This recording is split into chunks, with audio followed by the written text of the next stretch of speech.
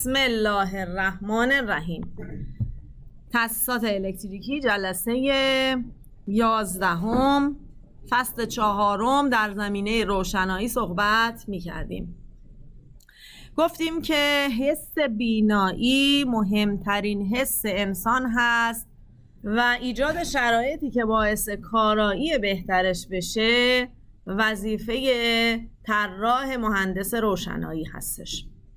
اگر سیستم روشنایی درست طراحی نشه، آثاری که میتونه داشته باشه یکی خستگی چشم، نقص بینایی، سردرد، تصادف‌های ناشی از کمی نور، درخشندگی و چشم زدگی هست که این رو خودمون هر کدوممون در موارد متعددی در زندگیامون دیدیم که افرادی دم غروب مخصوصاً به علت نقص بینایی راننده و استفاده از لباس سیاه رنگ توسط فردی که از خیابان رد میشه باعث تصادف میشه.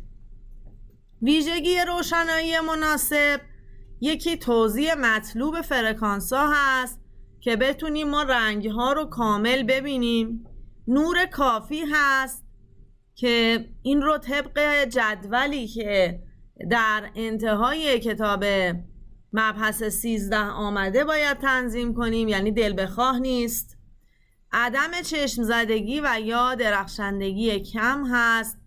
نور نباید داخل چشم باشه، یعنی جوری نباید باشه که مسیر مستقیم تو چشم داشته باشه و عدم وجود سایه رو با پخش کردن نور در سقف تأمین میکنیم. طیف الکترومغناطیسی رو در درس الکترومغناطیس باهاش آشنا شدیم. از این طیف فقط از 380 تا 760 نانومتر، یعنی از بنفش تا قرمز، در روشنایی به کار میره که محدوده بسیار کوچکی هستش در طیف. پارامتر دیگری که در طراحی ها خیلی اهمیت داره ضریب انعکاس هستش.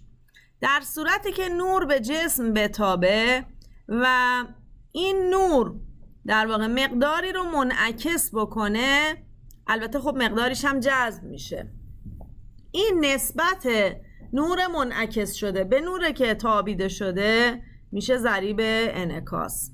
در مورد سطوح رنگ شده باز این در واقع رنگ تعیین کننده هستش برای ضریب انعکاس و چون که امواج نوری فرکانسش زیاد هستش عبور نمیکنه از جسم و همون ضخامت رنگ مقدار عمق نفوذ که در درس میدانها امواج برای هر موجی فرمولی داره محاسبه میشه که با توجه به فرکانس هم هست.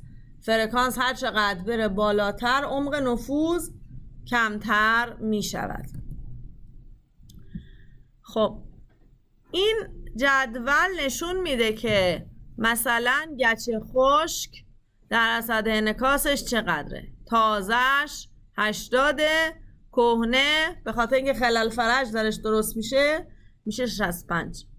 همینطور مواردی مثل آسفالت که کمترین درصد انعکاس رو داره و سنگ مرمر سفید بیشترین انعکاس داره. پس برای کف بدترین انتخاب چیه بچه ها؟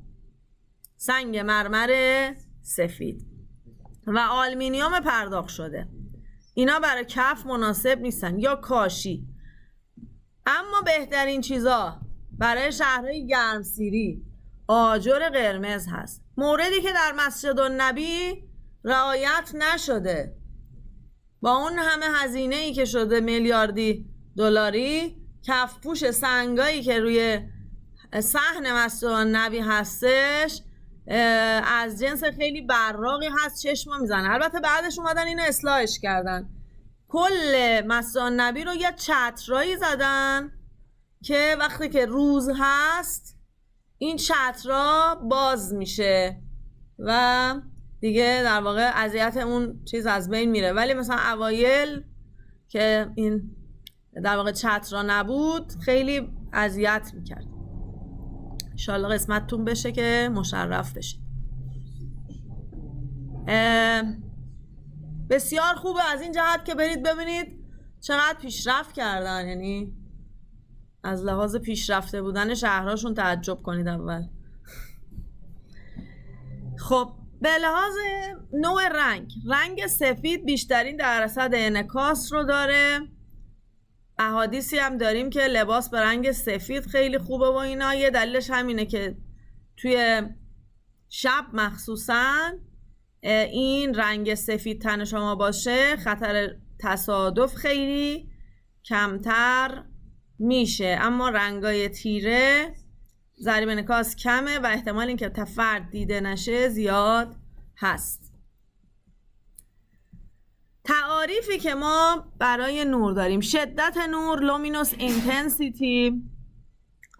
شدت نور لومینوس اینتنسیتی هستش که توان نوری منتشر شده از منبع نور رو نشون میده که اینها به صورت مفصل در جلسه 10 صحبت شده و اینجا فقط جهت یادآوری گذاشته شده.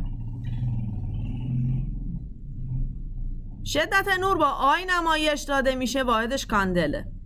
شعاع نوری که واحدش لومن هست، توان تشعشع الکترومغناطیسی که از منبع نورانی خارج میشه و یا جسمی اون رو دریافت میکنه، با فی نمایش داده میشه.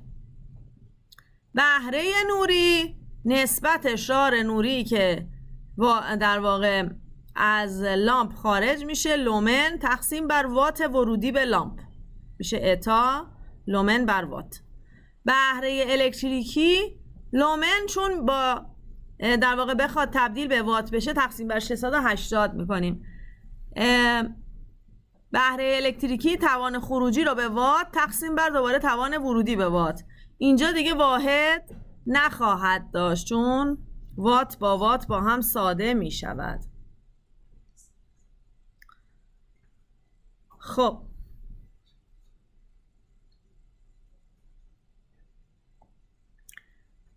اگر تشعشع جسم نورانی در طول موج 555 هزارم میکرون که بیشترین حساسیت چشم وجود داره قرار بگیره، این ضریب بهره ماکسیموم میشه و ضریب بهره رو در واقع باید اندازه گرفته بشه. حالا این عددی که داده شده خیلی تأکیدی من روش نمی کنم، آزمایشگاهایی براش وجود دارن که میتونن برای لامپایی که ساخته میشن گواهی کنن که این چند لومن بر وات اتاش هستش.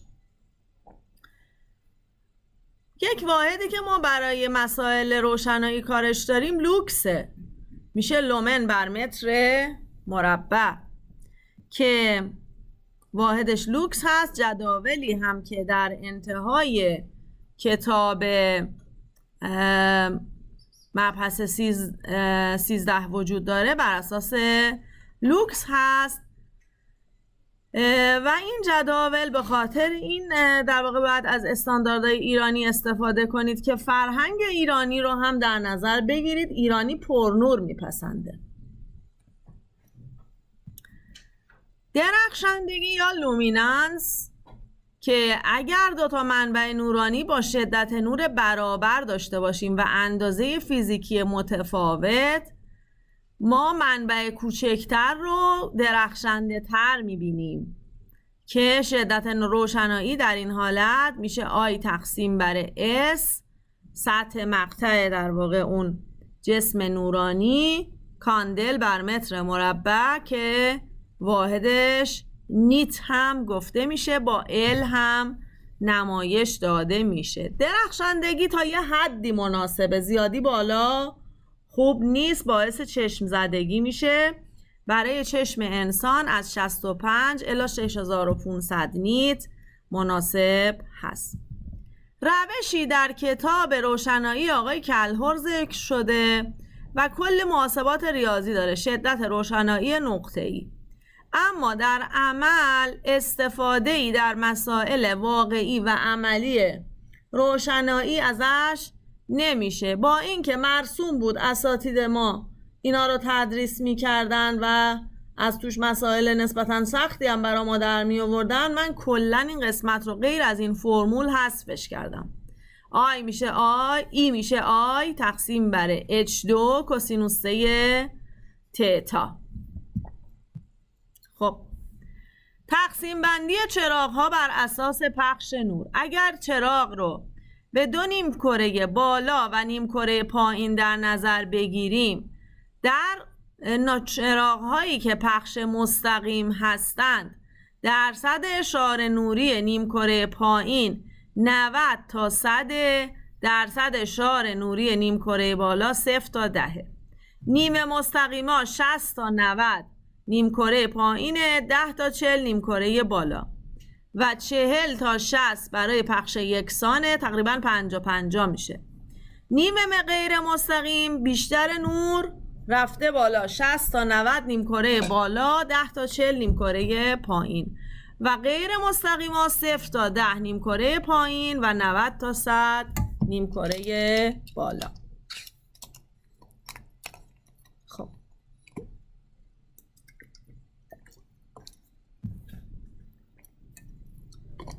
منابع نور مصنوعی یا لامپ ها به طور کلی به دو دسته رشته‌ای و گازی تقسیم بندی میشن و ما تقسیم بندی لامپ ها رو به این شکل داریم که گازی ها به دو صورت فلورسنت و پرفشار هستن و رشته‌ای ها شامل معمولی با منعکس کننده، یعنی پشتش یه رفلکتور باشه برای اینکه نور اضافه به اطراف منعکس نشه.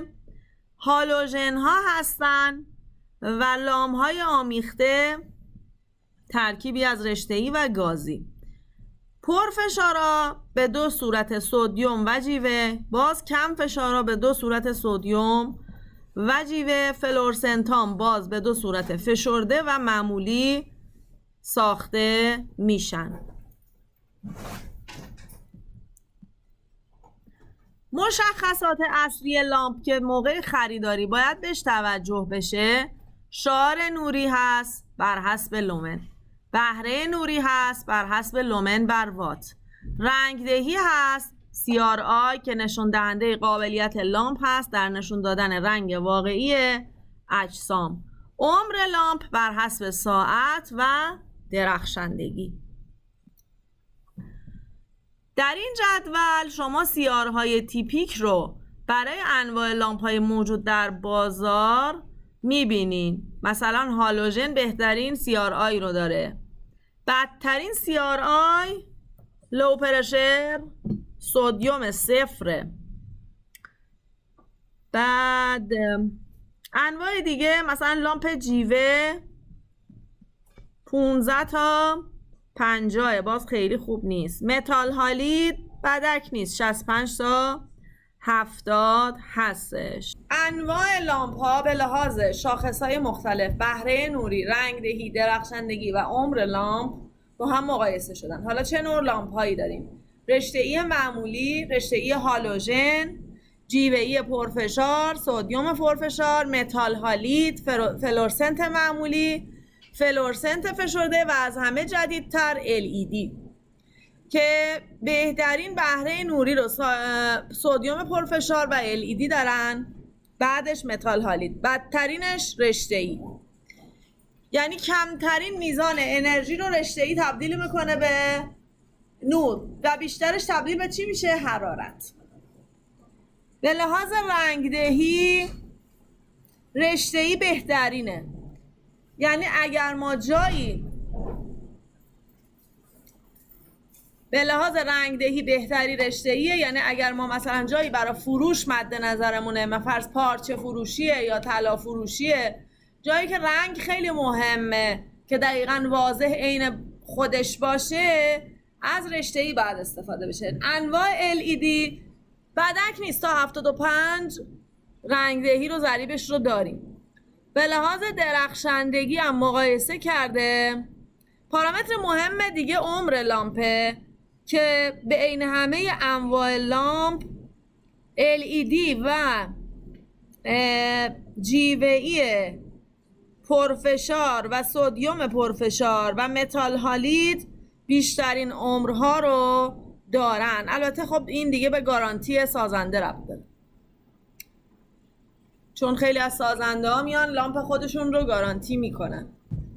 لامپ رشته‌ای از فلز تنگستن درست شده که به صورت مارپیچ درون یک حبابی که از گاز خنثی پر شده تشکیل شده. محاسن لامپ رشته‌ای: رنگدهی مطلوب، کوچکی اندازه، قیمت کم، عدم نیاز به راه اندازی و عیب مهمش همطور که گفتم خدمتون بهره نوری کم هست.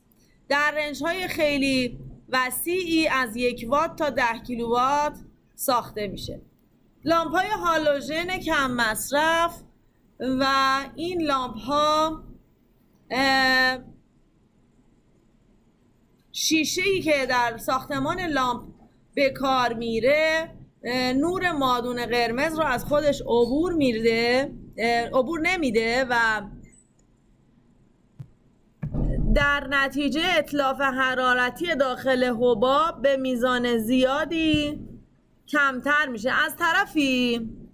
از طرفی باعث میشه که خود فضای داخلی لامپ زودتر گرم بشه و طبق تجربه‌ای که شخص من دارم هالوژن ها زودتر میسوزن. لامپ‌های تخلیه‌ای پرفشار که باز اینها در جلسه 10 به صورت مبسوط ارائه شده، اینجا به صورت خلاصه تر ارائه شده. تخلیه انواع جزء لامپ‌های تخلیه‌ای هستش که وقوع تخلیه الکتریکی باعث ایجاد نور و تبدیل انرژی الکتریکی به نور و گرما میشه که این گازی که داخل لامپ هست میتونه پرفشار یا کم فشار باشه.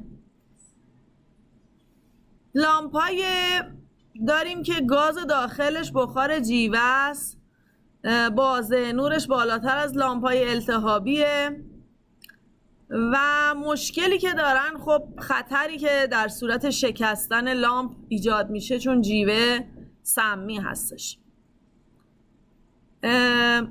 لامپ‌های بخار جیوه با فشار بالا بازده خوبی دارن، طول عمر بالایی دارن، مقرون به صرفه هستن و به لحاظ محیط زیست باید توجه کرد. یه وقتی مثلا هزینه اولیه یه لامپ پایینه ولی این خطرات زیست محیطی رو ایجاد میکنه.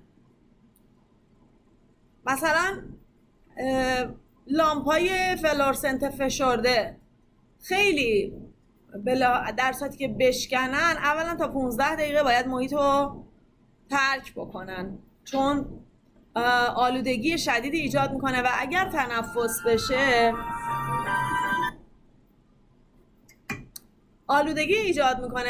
تنفس بشه باعث بیماری میشه. حالا مواردی ما اتفاق افتاد برامون که در عمل واقعا اینو دیدیم که چقدر خطرناک میتونه باشه و باعث بیماری ریه میشه قشنگ که نیاز به درمان پیدا میکنه.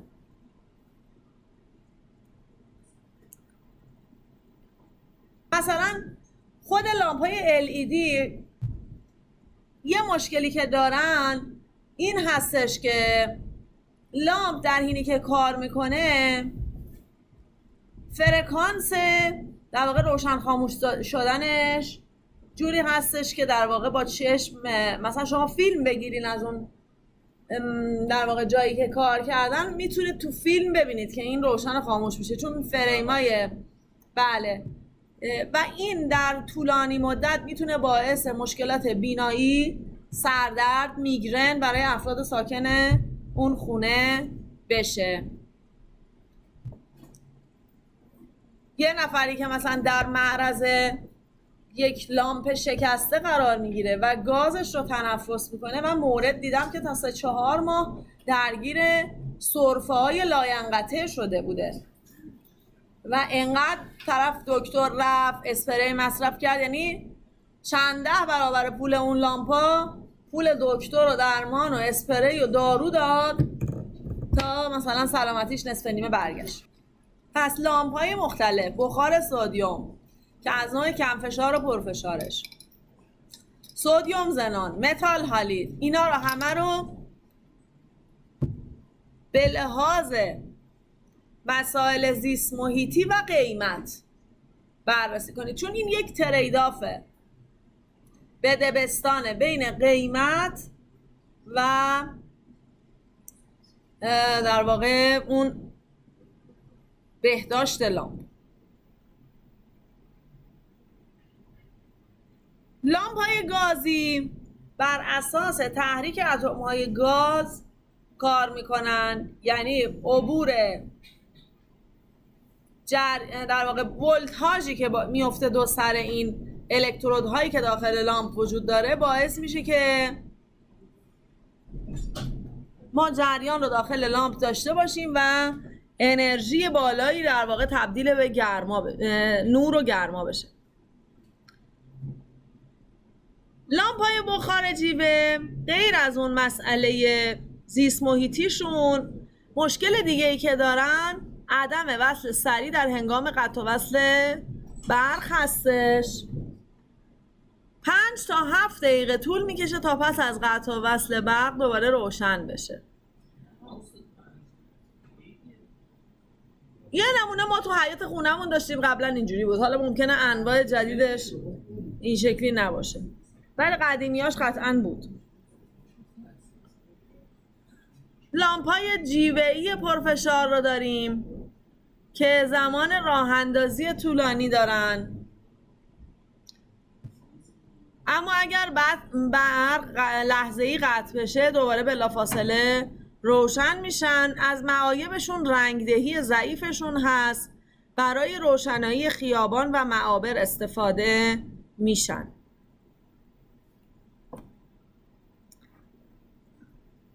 لامپ‌های متال هالید هم همینطور شبیه جیوه‌ای پرفشار هستن، زمان راه اندازی رو دارن، حالا مقدارش ممکنه کم و زیاد باشه تو لامپ‌های مختلف از برندهای مختلف، و برای میادین ورزشی استفاده میشن. تمام این مواردی که تا الان من خدمتتون گفتم همشون قابل جایگزین با پروژکتورهای از نوع LED هستند و الان بیشتر تو بازار خرید این پروژکتورهای LED توصیه و تبلیغ میشه. خب لامپ‌های فلورسنت هم برای مکان‌های اداری و صنعتی مورد استفاده قرار میگیرن. باز مشکل استفاده از جیوه رو دارن و ولی خب به لحاظ قیمت و اینها قیمتاشون پایینه. لامپ‌های فشرده فلورسنت تحت عنوان لامپ‌های کم مصرف فروخته می شده در سالهای اخیر، ولی الان خوشبختانه از مدش اومدن بیرون ملت. ولی مثلا 10-15 سال قبل خیلی زیاد تبلیغ می شد و اون موقع من خیلی هرس می خوردم، گفتم که اینا رو هی به این تبلیغ میکنن، به دست مردم میرسونن، بعد مثلا مردم هم نمیدونن استفاده میکنن و بیماری ها زیاد میشه. لامپای آمیخته رو داریم، تکنولوژیشون جیوه‌ای پرفشار هستش، رشته تنگستن هم داره. اینجا یه پروژه معرفی شده که اومده گفته که ما بیایم لامپای یک مجموعه رو با نوع کم مصرفترش جایگزین کنیم و ببینیم که مقدار سرمایه گذاری اولیه چقدره و چون برای هزینه در واقع تعویض لامپا یه پولی شما باید بپردازید و بعد ببینیم با توجه به قیمت برق این بازگشت سرمایه در چقدر وقت اتفاق میفته. که خب این یه محاسبات در واقع تو درس چیز یاد گرفتین، درس چی اسمش؟ اقتصاد مهندسی همتون بلد هستین. تمام این هزینه ها و قیمت ها و اینا رو چون من ریال زدم الان همه باید آپدیت بشه و اصلا این جدوله هیچ چیز قابل استناد نیست.